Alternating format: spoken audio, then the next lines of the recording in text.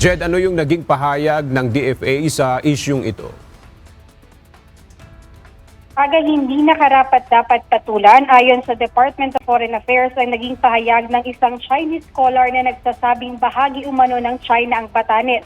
Sa isang pahayag, tinawag ni DFA spokesperson Annalyn Ratonel na flights of fancy o gawa-gawang kwento at ilusyon lamang ang mga pahayag na ito. Gate ng DFA, tapos na ang usapan at hindi up for debate ang kasarilan ng bansa sa naturang isla. Dagdag ni Foreign Affairs spokesperson Ratonel, hindi napapansinin ng Pilipinas ang revisionist claim o pagtatangkang baguhin ng kasaysayan o ang kasalukuyang takbo ng batas para paboran ng ibang bansa. Nanawagan din ang Foreign Affairs Department sa mga tinaguriang iskolar na ituon na lamang ang kanilang lakas sa makatotohanan at may mabuting intensyong pag-aaral sa rehiyon. Sinabi pa ng opisyal na kasama sa approved consular district ng Chinese Consulate General sa Lawag ang probinsya ng Batanes dito sa Pilipinas.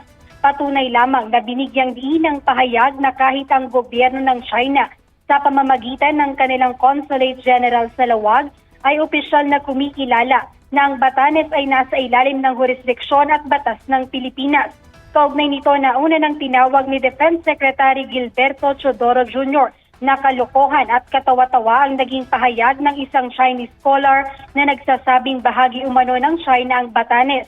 Ayon sa kalihim, walang basihan ang naturang pahayag at isa lamang itong kalokohan at katawa-tawang propaganda. Ayan muna update, balik sa iyo, Aga. Maraming salamat, Jed Neresina.